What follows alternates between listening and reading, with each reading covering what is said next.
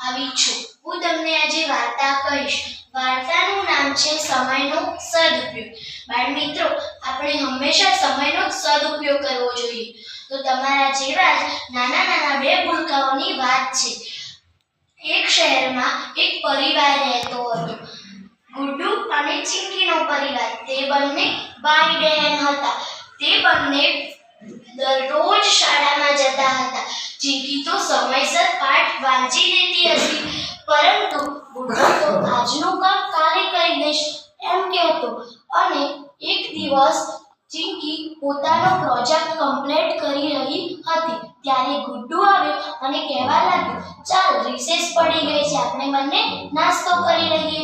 ત્યારે ચિંકી બોલી, ના, મારે તો નથી ખાવું, હું પ્રોજેક્ટ કમ્પ્લીટ કરીને ખાઈ લઈશ, તું જમી લે. પછી ચિંકીએ જોરથી બૂમ પાડી અને કહ્યું, તું પણ કરી લેજે, નહીતર તો તને ટીચર બોલશે. ગુડ્ડુ બોલ્યો કે હજી તો છેલ્લા પિરિયડમાં આપવાનો છે પ્રોજેક્ટ, તો હજી તો 2 પિરિયડ બાકી છે, હું કરી લઈશ. ત્યારે પછી ગુડ્ડુ તો નાચતો નાચતો બહાર જઈને મેદાનમાં જમવા મિત્રો સાથે બેસી ગઈ અને ચિંકીએ પોતાનો પ્રોજેક્ટ પૂરો કરીને અને નાસ્તો કરી લીધો. અને એ જ રીતે દિવસો વીતતા ગયા. પરીક્ષાનો વખત આવ્યો. પરીક્ષામાં થોડા દિવસો બાકી હતા એટલે તેના મમ્મી પપ્પા ગુડ્ડુને ખૂબ જ સમજાવતા કે તું વાંચી લે, નહીતર તો પછી તારે ભણવાનું રહી જશે અને તું પરીક્ષામાં નપાસ થઈશ. ત્યારે ખૂબ જ સમજાવ્યો, પરંતુ તે માન્યો જ નહીં. તે બોલ્યો, જો હું રમીશ નહીં તો મને ભણવામાં મન જ નહીં લાગે, એટલા માટે તો રમવા જતો રહ્યો. અને રોજ આ રીતે તેને મમ્મી પપ્પા સમજાવતા, પણ એ સમજતો જ નહોતો. પછી પરીક્ષાના 2 દિવસો બાકી હતા. તેના પપ્પાએ કહ્યું કે તમે બંને વાંચી લો, નહીતર તો તમે પરીક્ષામાં શું લખશો. ગુડ્ડુને કહ્યું કે મને તારી બહુ જ ચિંતા થાય છે, તું તો વાંચતો જ નથી, મેં તો તને ક્યારેય વાંચવા બેસતો જોયો જ નથી. ગુડ્ડુ કહે, હું રમીશ નહીં તો ભણવામાં મન જ નહીં લાગે, તેથી તે તો રમવા ચાલ્યો ગયો. અને પરીક્ષા કાલે જ હતી એટલા માટે ચિંકીએ કહ્યું, ગુડ્ડુ તો આજે તો વાંચી લે, નહીં તો કાલે પેપરમાં શું લખીશ. ત્યારે ચિંકી બોલી કે ઠીક છે, હું તો તને કહી દીધું, હવે તારે જોવાનું છે કે તારે વાંચવું છે કે નથી વાંચવું. પછી તો તેની મમ્મીએ પણ કહ્યું કે તું વાંચવા બેસી જા, આજે તારો સમય છે.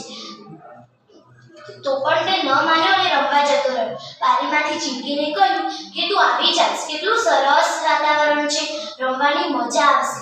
ચિંકી બોલી, ના, મારે તો હજી ઘણું બધું બાકી છે ભણવાનું, હું ભણી લઈશ તો આવીશ. એટલામાં તો જે સરસ વાતાવરણ હતું તે તો વાવાઝોડું થઈ ગયું. એટલે ચિંકીએ જોરથી બૂમ પાડી કે ગુડ્ડુ જલ્દીથી આવીને વાંચી લે, કારણ કે વાવાઝોડું થયું છે એટલે વરસાદ આવશે, અને વરસાદ આવશે તો લાઈટ જતી રહેશે અને તું વાંચી નહીં શકે. તો પણ ગુડ્ડુ આવ્યો નહીં. એમ બોલ્યો, અરે ના જ, હજી તો બપોર જ થઈ રહી છે, રાત્રે હું વાંચી રહીશ. ત્યારે તે ન માન્યું અને ચિંકી તો વાંચવા માંડી.